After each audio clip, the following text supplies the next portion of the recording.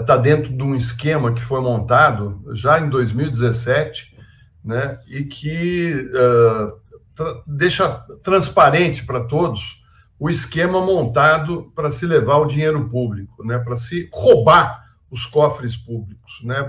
Isso chama muito a atenção, porque esse esquema que foi montado tem a ver, inclusive, com verbas do orçamento, né?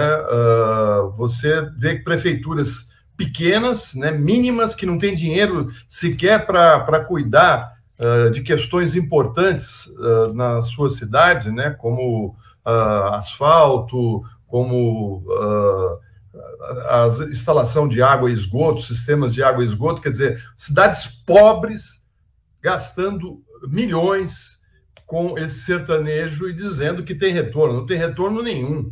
Não tem retorno nenhum. Está aí, né? A mamata e o quê? Sofrência. Eles adoram cantar essa dor de traição, dor de corno, essas coisas. Então, você sabe que tem uma empresa atrás dele, né? Que banca ele. Parece que tem um esquema montado aí que vai são 200 milhões eles pagaram, né, para ter o controle dos negócios dele, né? E você vê que prefeitura pequena, né, Rodrigo? Sim. Gastando 1,2 milhão, né? Eu quero que eles mostrem o retorno que teve, né? Porque a Lei Rouanet dá retorno. Para cada R$1 investido, recebe de volta R$1,50, né? E o deles? Estão devolvendo o quê? O que eles estão devolvendo? Nada. Isso aí é surrupiar. E olha, em época de campanha eleitoral, porque esses shows, é lógico que são showmissos, é lógico que são esquemas para fazer campanha no interior do país. Isso está muito claro. O Florestan, Léo, o Florestan lembrou que tem uma empresa aí que faz a intermediação. É importante porque provavelmente o cantor não fica com 1,2 milhão. A nota fiscal sai por 1,2 milhão e depois uma parte vai para outras coisas, que a gente pode imaginar o que é no ano eleitoral. E uma das empresas que faz intermediação, olha o nome da empresa, 17. 17 o que era? Era o número, né? Com o qual o Bolsonaro e o bolsonarismo concorreram em 2018, né? 17. E quem teve um papel fundamental nessa história, né, foi a cantora Anitta. Hoje vai ter uma entrevista dela, já foi antecipada, está nos jornais de hoje, ela dizendo que recebeu já convites, na verdade, propostas indecentes aí das prefeituras para devolver parte do cachê. Então era mais ou menos assim, a prefeitura traz o artista recebe 1 milhão, devolve, sei lá, 400 mil, 500 mil, fica com metade, não sei quanto, e esse dinheiro vira caixa 2 político, né? Entrevistei o João César de Castro Rocha, falou que talvez seja o maior esquema de caixa 2 político da história do país. E aí, Rodrigo, eu acho que tem um tema importante, porque entra nessa questão do ataque à cultura, né, que vem desde o golpe de Estado contra Dilma. O Temer acabou com o Ministério da Cultura. O Bolsonaro levou essa questão ao extremo, né, com a questão da mamata da Lei Rouanet, né? Tinha que acabar com a mamata. O esquema do Bolsonaro é muito mais pesado, conectado ao agronegócio. Então, passo para você falar sobre esse esquemão.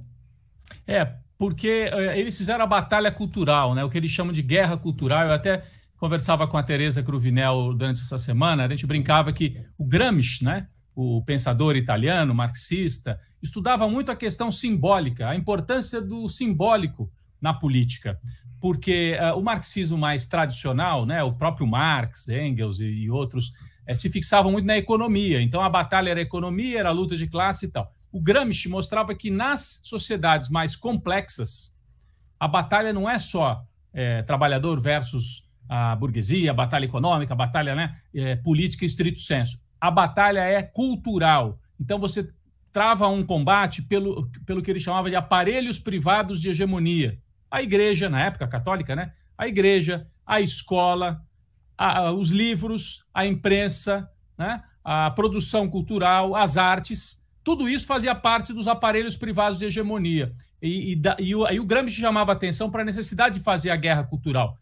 Nos últimos anos, a direita provavelmente leu o Gramsci, o Olavo de Carvalho, essa turma toda, não só no Brasil, né? Eu estou falando do Olavo de Carvalho porque aqui eles usaram muito esse termo. Vamos fazer a guerra cultural. E eles dizem que eles são vítimas de uma guerra cultural, e eles mesmos promovem essa guerra cultural. Então o Bolsonaro sabia que para vencer não basta vencer politicamente, ele precisava desossar, destruir esse sistema cultural do Brasil, né? Que é muito bem montado, muito bem estruturado e de maneira correta, transparente. A Lei Rouanet está aí, todo mundo pode conferir os projetos. Aliás, quem pede o dinheiro e não entrega, fica respondendo o processo. Vocês se lembram daquele filme que ficou anos e anos aí, a cobrança em cima, olha, pegou o dinheiro, não entregou. A grande maioria, esmagadora maioria, aliás, não é dinheiro do orçamento, né? Acho que as pessoas sabem, é dinheiro de... as empresas não pagam o imposto e têm o direito de direcionar esse dinheiro, uma parte dele pequena, para a área cultural. E isso movimenta a indústria cultural. E todo o país precisa de uma indústria cultural. Os franceses, que o Florestan conhece bem, morou por lá, faziam isso com o cinema, né, Florestan? Sabiam da importância de você ter um cinema francês para vender a imagem da França para fora e para dentro. E o Brasil... No Brasil, a música é muito a nossa cara, né, Léo? A cultura brasileira está muito vinculada à música. Então, o Bolsonaro sabia que ele precisava destruir esse lado, né, que eles detestam, porque em geral não é apoio para eles, e precisava construir um outro. E estavam tentando construir via sertanejo essa outra máquina. E essa, sim, sem transparência, com desvio de recursos. Isso aí tem que virar CPI. CPI do sertanejo.